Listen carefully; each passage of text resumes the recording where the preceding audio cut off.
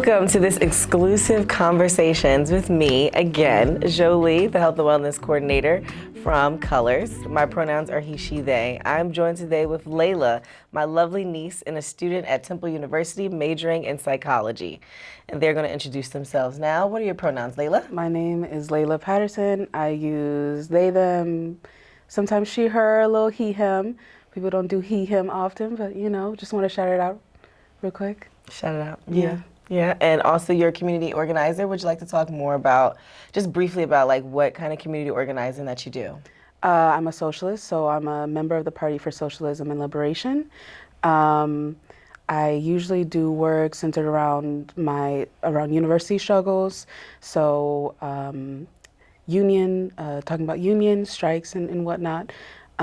Just a tiny bit, I guess, offset from the conversation, but Temple's adjunct professors are negotiating with the administration right now for higher wages. So, you know, if anyone would like to find out more about that, follow Temple TAUP on Instagram, you know, see more information on that.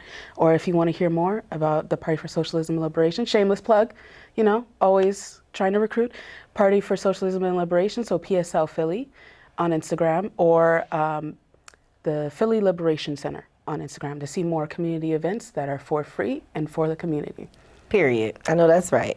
All right, so today, speaking of community organizing and the importance of having community, we're going to be talking about the importance of safe spaces for the queer community. Colors organization, as you know, has an open lounge space every day from Tuesday through Friday from 10 a.m. until 5 p.m. And we call it drop-in, where we have free clothes, free food, as well as computers, free streaming services, games, and consultations with our other employees there, because we really do believe in creating a safe space for community. So Layla, especially as a community organizer, could you talk to me about the importance of having safe spaces, especially for queer people of color? You need to have a safe space to figure out who you are as a person. Just like how people emphasize families and how important families are in building up who a person is, outside of that, having a community outside of just your family members is really important for people to figure out who they are. So if you're a young queer person and you don't have a safe space, a queer friendly or a queer space to go to, it's hard to figure out who you are when you're in your earlier years. Yeah. So we always hear the story of a person getting groomed or, you know, meeting abusers or predators in the community because they don't have a safe space. So they go to apps, which lead them to maybe getting harmed, or at least have a skewed view of what the actual queer community in their space, in their state, in their city, or in their town really looks like. Very good, very good. And could you briefly define what exactly is coming out? Coming out. In American popular culture right now, not popular culture, I would say just in American culture or Western culture, we regard coming out as letting people who you're close to, your family members or friends or work associates know that you're queer. But yesterday, I got the pleasure of going to Dominique Jackson's to speak at Temple University for our Coming Out Week event. And she talked about coming out, and she said that she would rather like to think about coming out as letting other people in. Instead of putting yourself out there and coming out and letting them judge you or letting them be able to, I guess, judge, or I don't really know how to phrase it. Yeah, to like judge or to even be, I guess, a validating source. To validate you. Yeah, like you need that validation. You know, coming out shouldn't be about a give and take of validation, like now you see me as the queer person. But I like that idea of what Dominique was talking about, and I've heard it before, of this idea of letting people in, of being more intimate with who they are, you know, and that's also the importance of also people themselves being a safe space, and not just an actual space being a safe space, and that's really important.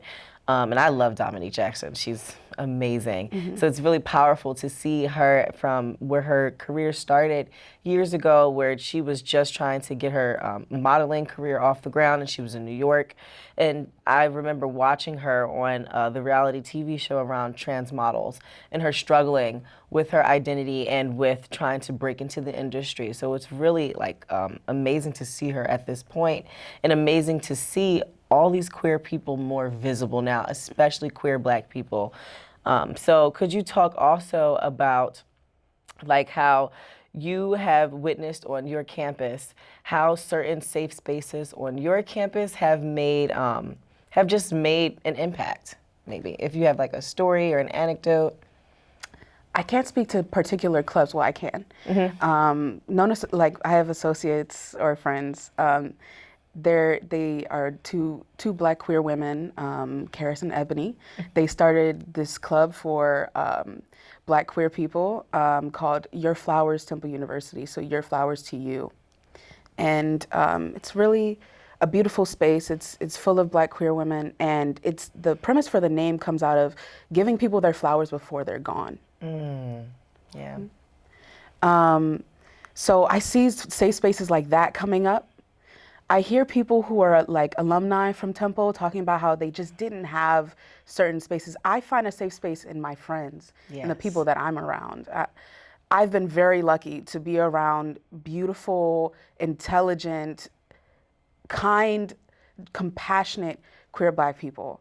And to be able to like have a community like that through my friends is really important. We have not many, I would say, we need more, but we have several Black organizations in Philly that are not in Philly, well, just in Philly, not just in Philly, but on Temple campus that are great. We have the Black Student Union. We have unions and organizations for Black psychologists or Black students studying psychology, Black engineers coming up. So it's just really important. Speaking more on that about Black queer people specifically, and as a Black queer person myself, we exist at an intersection, which if you don't know what intersectionality is, it is how one's identity deals or experiences privilege and oppression based off of the different facets of their personality. And the term was first coined by Kimberly Crenshaw, who was a doctor at I don't know where, but Kimberly Crenshaw coined the term intersectionality, or the word intersectionality. She kind of brought it to the forefront. And as a queer and Black person, we find that it can be difficult in some mostly Black spaces or spaces that are for people of color to be ourselves, and also on the other side where you're in a queer space but it's predominantly white, and so it's harder to be yourself, harder to feel comfortable, vulnerable, safe, et cetera, et cetera. Do you think that it is important, Layla, that not just students at universities, but also for faculty and administration at universities and at large to really champion these spaces for intersectional identities? I think employ the people that they claim to want to serve. So you employ Black people, employ queer people, and employ Black queer people, employ immigrants. Build a culture where we can actually come in, because otherwise it's nothing. Yeah. If you want to build a space for marginalized people, you need to bring marginalized people in, and you also need to put them in leadership roles. But you also need to check all the other problems that go along with universities or these like higher institutions at hand. So you need to talk about hierarchy. You need to talk about sexism. You need to talk about all of these things that are coming together, classism. All of this, they need to be addressed while you're bringing these people in, because otherwise it's diversity hires. Otherwise, we're having these problems be unaddressed. We're having, for example, white leaders in the university, exercising power over the Black professors and Black faculty that they bring in, or the people of color faculty, the marginalized people. So overall, I just think you need to not only bring people in, but you need to, I would say you need to try harder. So you need to, when I'm saying you need to read books, Yeah. you need to not only educate yourself on that, but also be in the community and listen to the community.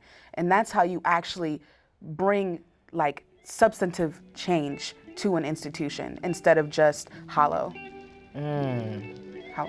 I know that's right. Substantial change. And thank you so much for watching. We wish you a very happy International Coming Out Day, as well as a very happy all-month LGBTQ History Month.